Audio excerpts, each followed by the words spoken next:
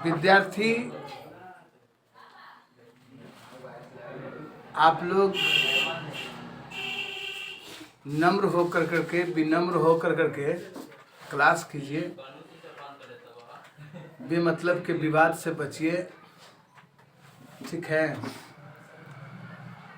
चूँकि नम्रता में और प्रेम में उतना ताकत है कि बड़े से बड़े दिलों को पिघला देगा, उसको खोल देगा। एक बार की घटना है कि हथौड़ा चाबी से बात कर रहा था। चाबी जो ताला खोलने वाला होता है, हथौड़ा चाबी से बात कर रहा था और कह रहा था हथौड़ा चाबी से कि सुनो भाई, हम तुमसे ज़्यादा मजबूत हैं, हमें ज़्यादा लोहा है, तुमसे ज़्यादा बड़े भी हैं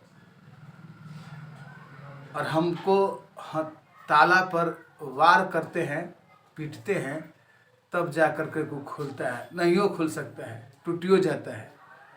और तुम्हारे पास लोहा कम है, वजन कम है, तब भी तू जा कर के आसानी से खोल देता है। चाबी कहा कि सुन भाई, तू ताले के ऊपरी सतह पर वार करता है, हम ताले के आंतरिक हृदय में जा कर करके उससे निवेदन करते हैं और निवेदन करने के बाद वो आसानी से खुल जाता है।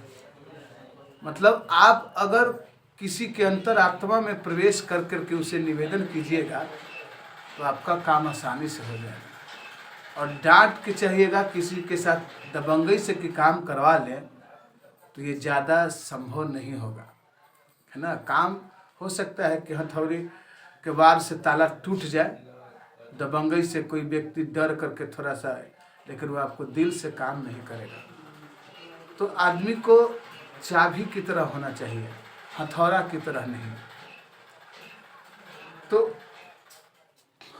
आज हम आपको लाए हैं, कंपटीशन तैयारी कर रहे हैं।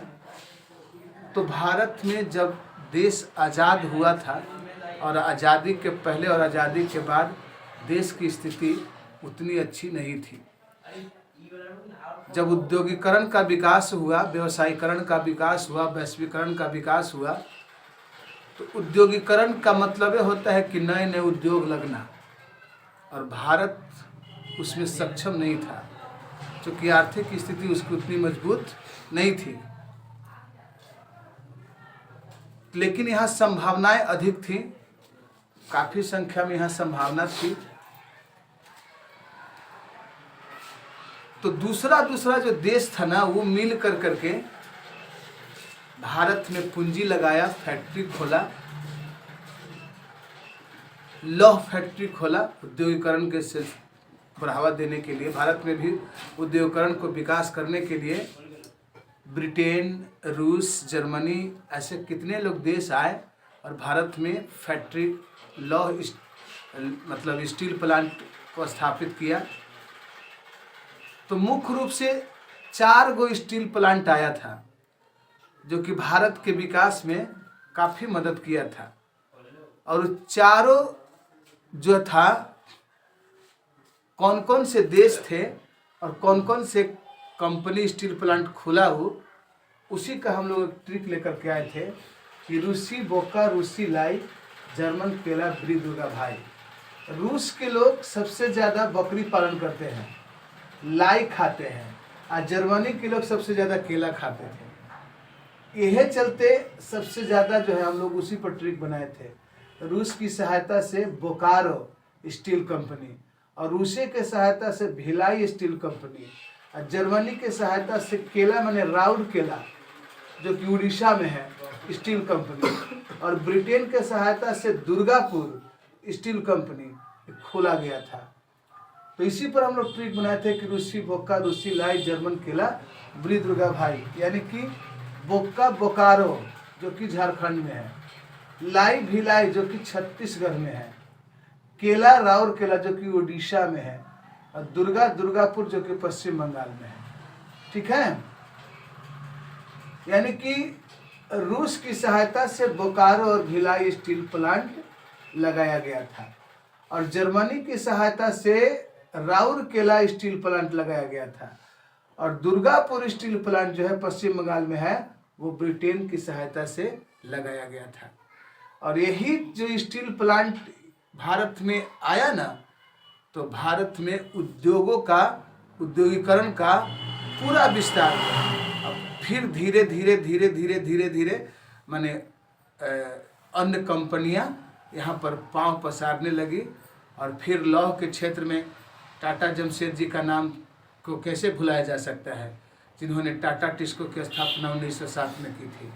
ठीक है, तो फिर उसके बाद में आज के डेट में सुई से लेकर के फार तक यानी कि लोहा का अधिक से अधिक सभी सामान टाटा के माने नाम से प्रसिद्ध आता है और मजबूती में है। कहा जाता है कि लोहा में टाटा का, जूता में बाटा का, ठीक ना, बहुत बड़ा महत्व है।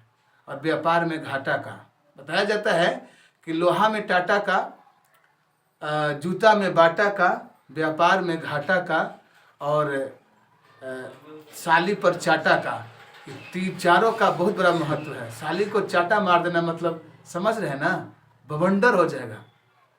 और बिजनेस में अगर घाटा हो गया तो समझ ही रहे हैं। और जो मजबूती जूता में टाटा का रहता है वो पूरे वर्ल्ड फेमस है।